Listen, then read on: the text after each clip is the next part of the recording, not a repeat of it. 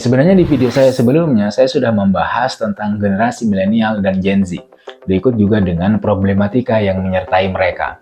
Tapi di video ini, saya ingin kembali membahas soal itu, terutama khusus untuk Gen Z sendiri.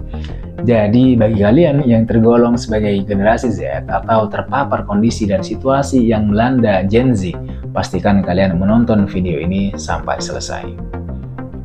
Beberapa waktu belakangan, terutama di media sosial, kita sering mengkonsumsi informasi-informasi tentang problem yang dialami generasi milenial. Yang menyatakan generasi milenial atau kemudian generasi Z itu penuh dengan masalah, mulai dari stres, nggak bisa tidur, kecemasan yang berlebih, mental health, hingga meningkatnya angka kematian akibat bunuh diri. Ini bukan sekedar tontonan, tapi memang benar-benar problematika yang melanda generasi kita hari ini. Hari ini banyak dari kita yang membayangkan dunia berjalan seperti yang kita inginkan, mulus dan tanpa tantangan, tanpa hambatan, yang sebenarnya itu hanya ada dalam dunia dongeng. Kalian pengen dunia ini berjalan seperti yang kalian harapkan. Nah, hari ini generasi Z itu memang dikonstruksi seperti itu, dikonstruksi dengan kenyamanan, sehingga membuat mereka malas ngapa-ngapain. Nah, dari saking nyamannya kondisi dan situasi sekarang, banyak dari mereka yang bahkan tidak mau diberi masukan dan saran. Kalau diberi masukan, itu ujung-ujungnya nangis, ngambek, putus asa, gelap, seolah-olah dunia ini sudah kiamat. Tapi inilah pengaruh perkembangan teknologi komunikasi yang begitu cepat. Di satu sisi, perkembangan teknologi yang begitu cepat ini harus disadari membuat segala sesuatu di dunia ini menjadi sangat efektif dan efisien. Kamu bisa melakukan apa saja tanpa perlu melakukan ekspansi gerakan keluar. Untuk makan misalnya, kamu nggak perlu pergi ke warung. Untuk beli baju, kamu juga tidak perlu pergi ke mall. Untuk bekerja, kamu juga tidak perlu punya kantor. Yang penting gaji terus mengalir. Tapi di sisi yang lain, problem yang muncul adalah karena sudah terbiasa dengan fasilitas lengkap dan mudah, maka kemudian mental yang terbentuk adalah mental tepung, mental crispy, yang kalau kena angin sedikit saja langsung lemas, langsung melempem. Mental crispy ini mental cepat saji, ingin mencapai puncak dengan cara-cara yang instan, ingin berada di puncak tanpa terbentur, tanpa lecet sedikit pun. Bahkan untuk mencapai puncak gunung, sudah biasa dan sudah seharusnya kamu bertarung. Sudah seharusnya kamu juga kelilipan pasir, itu wajar. Wajar kalau kamu kehabisan makanan dan meminta bantuan kepada sesama pendaki. Wajar kalau kamu kehabisan air dan kemudian kehausan. Wajar juga kalau kamu tidak sampai puncak hari itu dan harus kembali lagi di kemudian hari. Itu wajar. Dan tidak perlu diratapi, seolah-olah ini sudah kiamat misalnya. Hidupmu hancur, masa depanmu sudah kosong. Tapi memang begitulah yang terjadi sekarang. Gen Z itu maunya langsung ada, segala sesuatunya pengennya itu langsung muncul di depan mata. Yang artinya mereka tidak mau bekerja terlalu keras. Misal, dari segi kerjaan, mereka pengen gaji itu oke, tapi kerjaan tidak terlalu berat. Atau begini, mereka pengen dapat kerja tapi yang langsung diterima. Nah, giliran sudah diterima, kemudian mereka nggak datang saat dipanggil untuk kerja. Alasannya banyak, entah mungkin neneknya yang sakit lah, kemudian pamannya yang nawarin kerjaan lain, harus pergi ke luar kota, harus pulang kampung, dan lain sebagainya.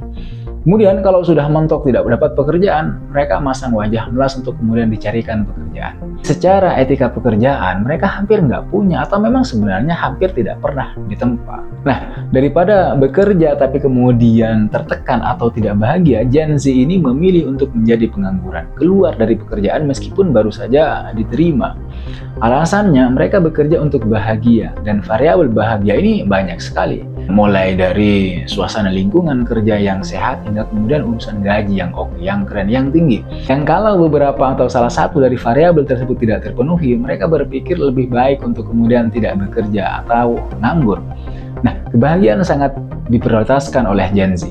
Dalam penelitian yang dilakukan Randstad Work Monitor, hampir 56% responden dari Gen Z yang memilih akan berhenti kerja atau menganggur saja jika pekerjaan tersebut membuat mereka tidak bahagia di lingkungan kerja itu.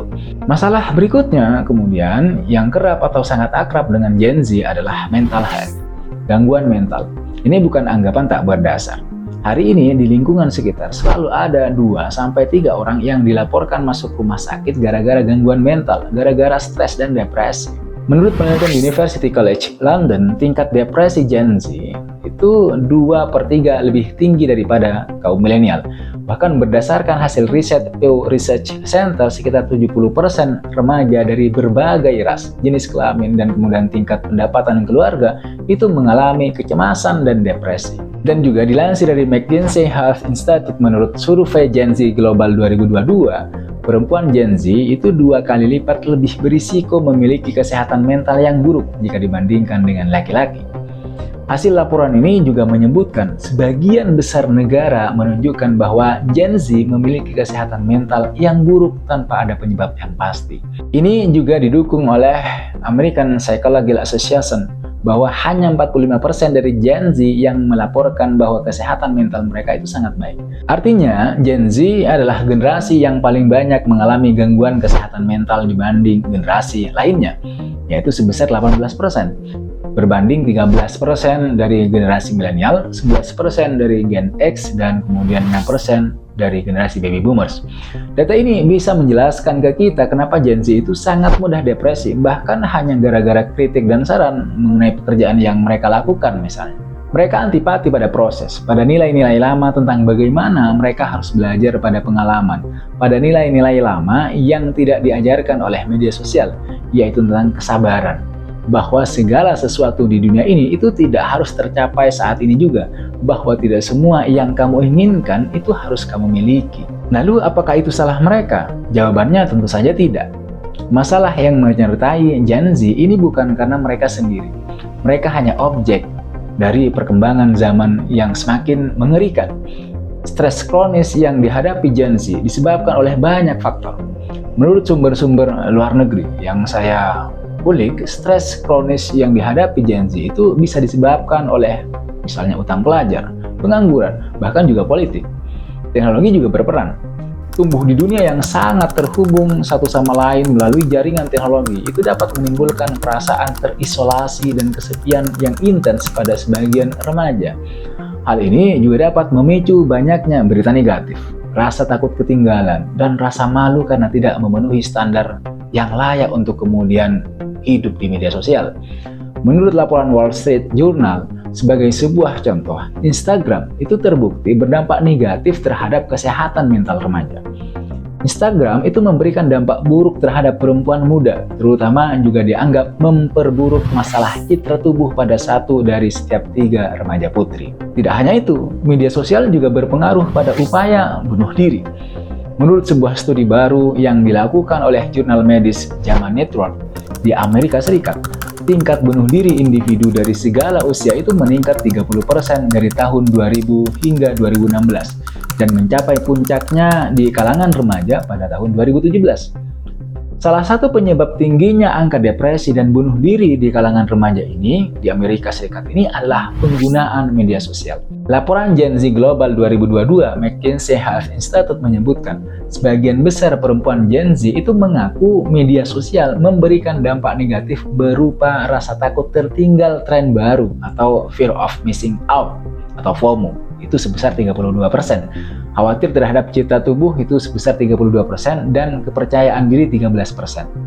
Media sosial itu berpengaruh besar pada kesehatan mental mereka daripada waktu yang dihabiskan. Apalagi saat ini 95% remaja berusia 13-17 tahun itu menggunakan media sosial.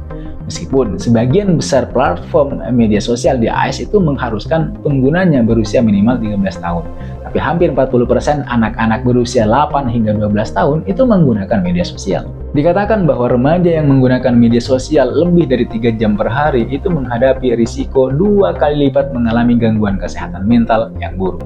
Sejumlah penelitian menunjukkan bahwa tingkat penggunaan media sosial yang lebih tinggi di kalangan anak-anak dan remaja itu dikaitkan dengan dampak buruk, termasuk depresi dan kecemasan.